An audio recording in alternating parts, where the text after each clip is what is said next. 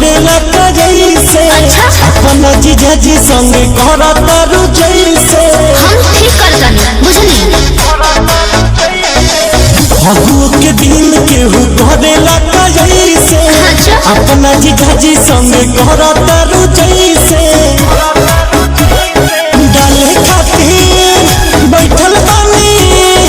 काहे डालवा देलू ना हमके बोला के आज जीजा तोहर रंग मारा चाहिए खाला बुझलो लगत ले आई बड़ा केमिकल मिला के हर बार सोचे न बता जीजा तोहर रंग मारा चाहिए खाला के लगत ले आई बड़ा केमिकल मिला के तोहर रंग मारा साना ना साना ना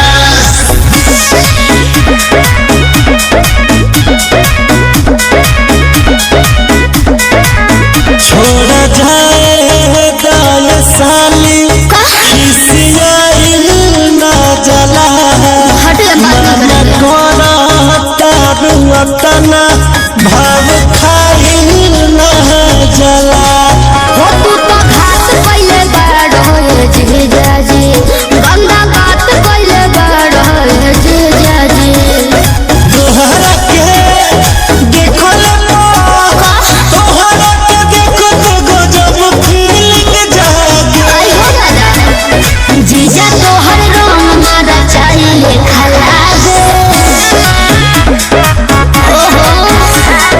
लगत ले आई बाड़ो केमिकल मिला के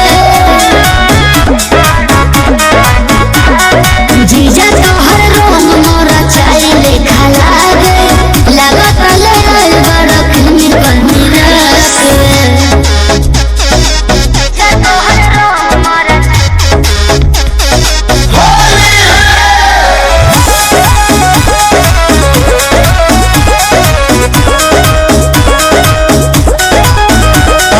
स्पेशल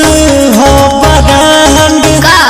किसान न करी रउआ जानत नहीं बाटे घोरल हमारी रंगरा ओहो